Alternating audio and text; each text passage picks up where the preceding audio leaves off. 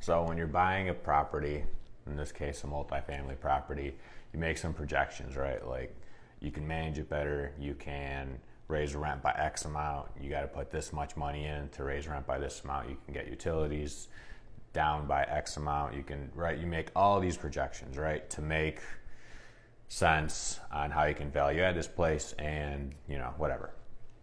So anyway, you end up making your projections, and we always make super conservative projections, and just so we're safe, right? We always want to be safe on investment. Rule number one, never lose money, right? So you always want to be safe.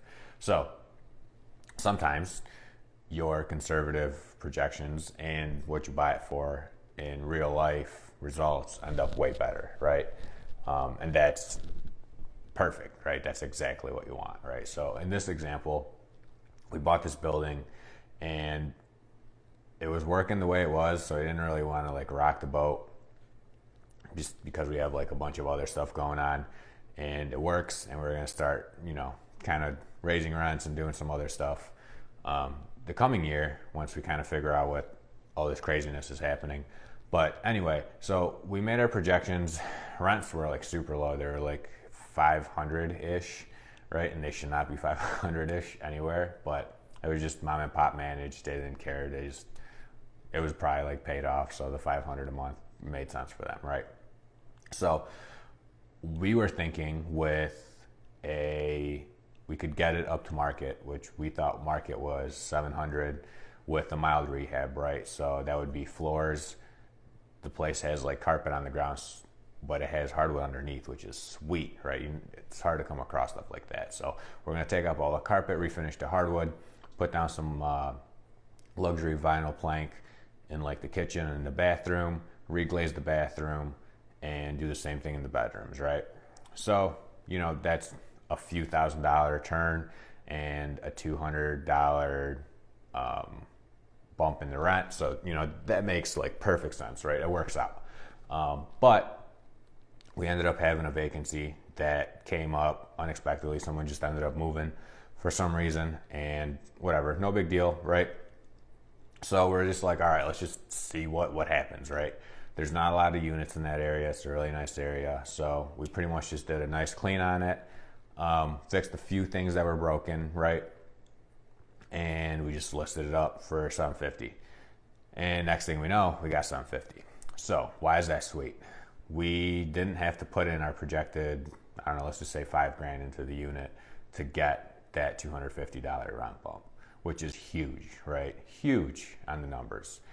So if we do that, if we're able to do it, and not all the units were at in 500, some of them, I think there was all the way up to like 600, right? But still, it's a huge ramp up, right? So that's the point of this video, right? We were thinking we could be at 700 rented with a mild rehab, and that's like going to the kitchen, painting the cabinets, refinishing the countertops, reglazing the bathrooms. I think I already talked about it, right? So we didn't have to do any of that, which was amazing, right? Granted, the unit we got back, it was taken care of really well, so that helped a lot, but that was amazing, right? So if we could do that with the whole property, it would be great. Along with, we want to save some money on utilities and by doing some certain things. And then there's also like storage lockers we got to start charging for. There's a few other things that we can get our, I guess, income up and expenses down. So it should be a really awesome project. But I guess the moral of it is a fine balance between being conservative and still being competitive in the market, right? So